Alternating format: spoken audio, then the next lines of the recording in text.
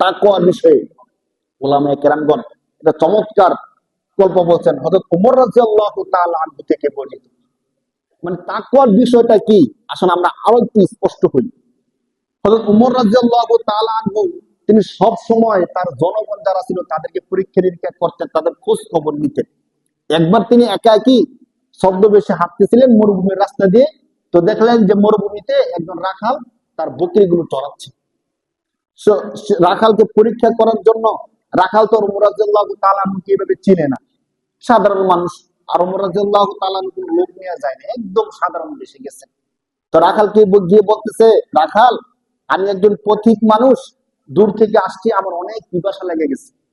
তো মরুভূমির মধ্যে তো পানিও পাওয়া যাইতেছে না, পানি পাওয়ার কোনো সুযোগ নাই।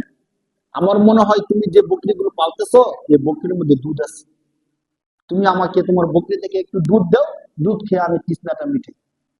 তো রাখাল বলতেছে যে আপনি কি, আপনাকে তো আমি চিনি না, আর এই যে বকরিগুলো দেখতেছেন এই বকরিগুলোর মালিকও আমি না।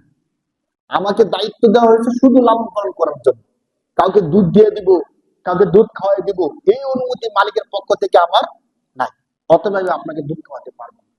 তো ওমর রাদিয়াল্লাহু তাআলা আনহু আরেকটু অগ্রসর হলেন, তাকে বললেন তাহলে এক কাজ করো, তুমি তোমার এই বকরি থেকে একটা বকরি আমার কাছে বিক্রি করে দাও, বিক্রি করে তুমি টাকাটা নিয়ে যাইবা, আর আমি বকরিটা নিয়ে গেলাম, দুধ খাইলাম, আমার চাহিদা পুরো হয়ে গেল, তুমি কিছু টাকা পেয়ে গেলা, মালিক জানবে না। মালিক যখন জিজ্ঞেস করবে বকরি কো, তুমি বললো বকরিটা হারাই গেছে বা বাঘে নিয়ে গেছে, কোন কিছু একটা বললে, অনেকগুলো বকরির মধ্যে এক দুটো বকরি হারাইতেই পারে স্বাভাবিক। তুমি এই কাজটা করো, তুমি কিছু টাকা পেলা, আমিও আমার চাহিদা পুরো করে নিলাম, মালিক তো আর জানবে না।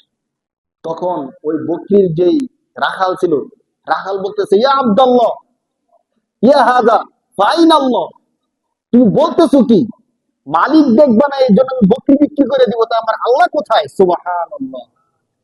তাহলে তখনকার যে রাখাল ছিল তার মধ্যে কি ছিল বলেন? তাকওয়া ছিল।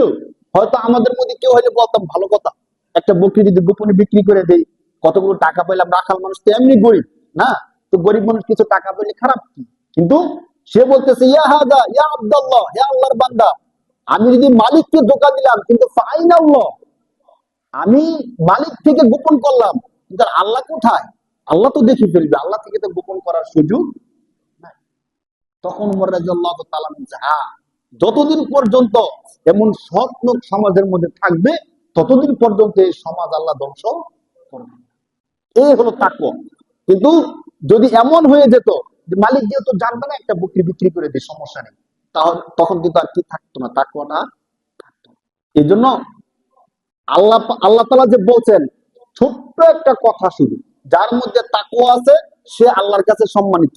আর যে আল্লাহর কাছে সম্মানিত তার দুনিয়া আখিরাত হাসর নাসর কোথাও কোনো কি নাই, ভয় নেই। তাকওয়া কি?